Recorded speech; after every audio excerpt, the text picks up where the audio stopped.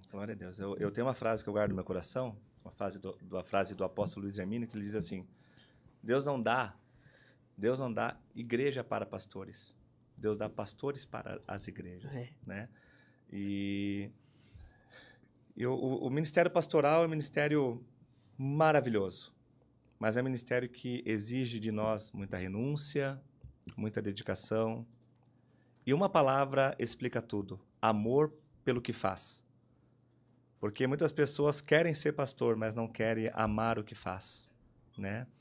E eu me lembro que eu tenho tantas pessoas que hoje caminham comigo, caminham na igreja conosco, estão conosco na igreja, que lá no passado aconteceu alguma coisa entre nós, né? Eu vou só voltar um pouco lá na casa onde eu aceitei Jesus, né? Que foi na casa da nossa irmã Carlinha, nossa irmã Lígia.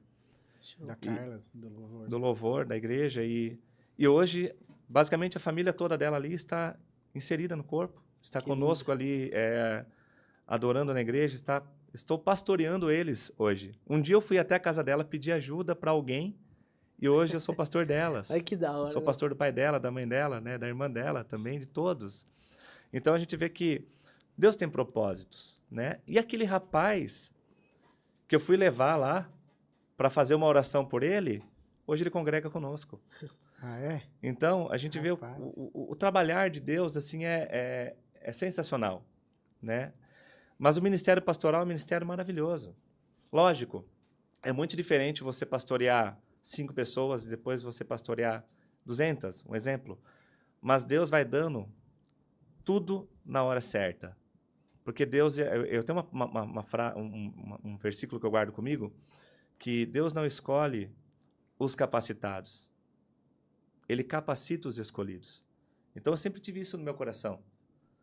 Já teve pessoas que falaram para mim que não daria certo, que eu ia fazer. Tem pessoas que tentaram frustrar a minha fé. Mas eu não olhei para isso, eu olhei para Jesus. Olhando para Ele, quem? O autor e o consumador da minha fé. Então, hoje, a gente pastoreia, né, várias pessoas, cuida de várias pessoas, porque Deus tem nos dado graça.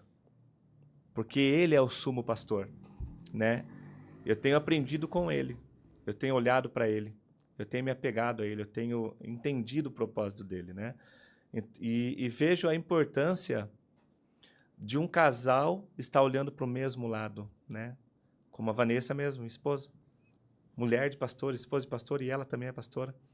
Tem dias que você tem que renunciar a alguma coisa para poder estar na igreja e graças a Deus, nós fazemos tudo juntos. Mas eu aprendi uma coisa, Mateus. Aprendi uma coisa, Neto, dentro do meu coração, que a minha primeira igreja sempre será a Vanessa e a Heloísa. Sempre. Sempre. E depois, o ministério. Então, eu estou colocando como prioridade a minha família.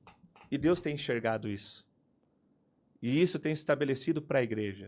Porque a igreja tem enxergado isso em nós, né? De termos a nossa família como a nossa primeira igreja, nosso primeiro ministério. Né? Porque tem uma frase que eu guardo, né, comigo, eu gosto muito de expressar frases, né, que um ministério de sucesso, ele não vence crises no casamento, mas um casamento de sucesso, ele vence crise em qualquer ministério. Então, os desafios são grandes. Por quê? Porque nós estamos lidando com muito mais pessoas. Porém, nós estamos trabalhando os fundamentos da igreja. Os fundamentos das famílias, os fundamentos das pessoas. E com tudo isso, Deus foi fazendo o quê?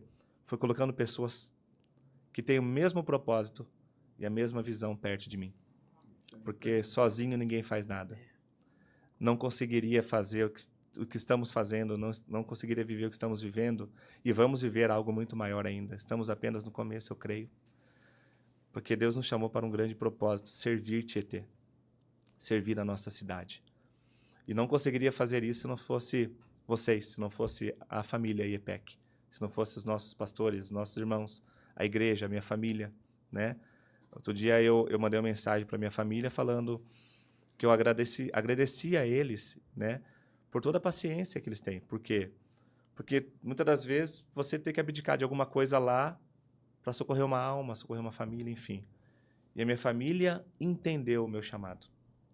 Quando a família entende o nosso chamado, tudo fica mais fácil. Caminha no mesmo propósito, você entende? Então, assim, os desafios, Mateus, são grandes. São grandes, são grandes, são grandes. A gente tem que, muitas das vezes, curar a ferida de alguém, mesmo nós estando feridos, machucados, porque não existe pastor super-homem, não existe bispo super-homem, não existe super-homem. Nós somos seres humanos, né? O próprio Jesus veio como homem, veja bem, na eternidade ele já era Deus. Ele veio como Deus à Terra, 100% Deus, 100% homem. Ele já era Deus na eternidade. Aqui ele veio como homem, como gente, né? Ele sofreu dores, ele foi humilhado, né? Ele foi tentado. E quem somos nós para não passarmos por isso?